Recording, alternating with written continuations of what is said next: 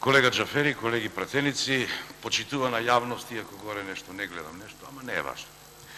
Колега Трпевски, се надевам дека вашето излегување овде на говорница е мотивирано исто како и моето, бидејќи бевте восхитен од експозето на господинот Тевдовски на две страни, околу ребалансот на буџетот и околу продуктивниот ребаланс. Цело време слушаме овдека за некакви непродуктивни трошоци.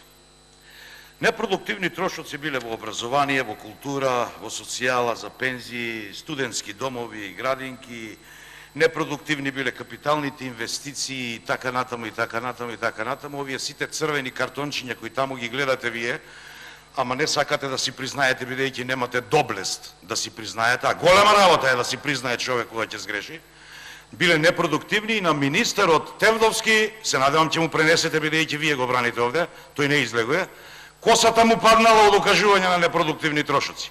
Во иднина, со овој продуктивен ребаланс, ќе му порасне косата, се надевам дека имате некоја плата за фризер или за бербер, за да може да го почишува од време на време, бидејќи тој е толку продуктивен.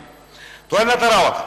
Другата работа, имате овде една мана, често пати да зборувате за претходната влада, како трошела, што трошела, а за вашата викате се во идно време ке и така натаму.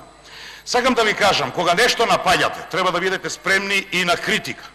Во времето кога Брут го уби Цезар, многу оправдувања направи за тоа убиство.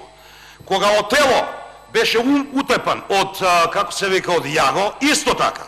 Кога расизмот, апропо колегата Джафери спомна за Мартин Лутер Кинг што се случуваше, беше оправдано неговото убиство. Но едно да запамтите, колега Трпевски, сите овие се запишани во историјата како херои, а сите овие други како злобни и предавници.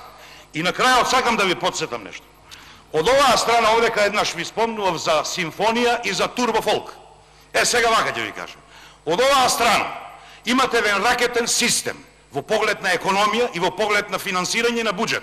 Тој ракетен систем се вика Лилјана Кузмановска, Крсто Муковски, колешката Авировиќ, Драган Цуклев и многу други. А од оваа страна, бидејќи рековме дека е турбофолк, не сакам да ги спомнувам имињата, впрочем за како се вика, за вкусовите не се дискутира. Така да, треба добро да размислите кога ќе излезете на говорница, што браните и зошто браните. Што е она што е продуктивно, а што е она што е непродуктивно. И подобро би било министерот да излезе овде да одговара на овие прашања, отколку вие. Благодарам.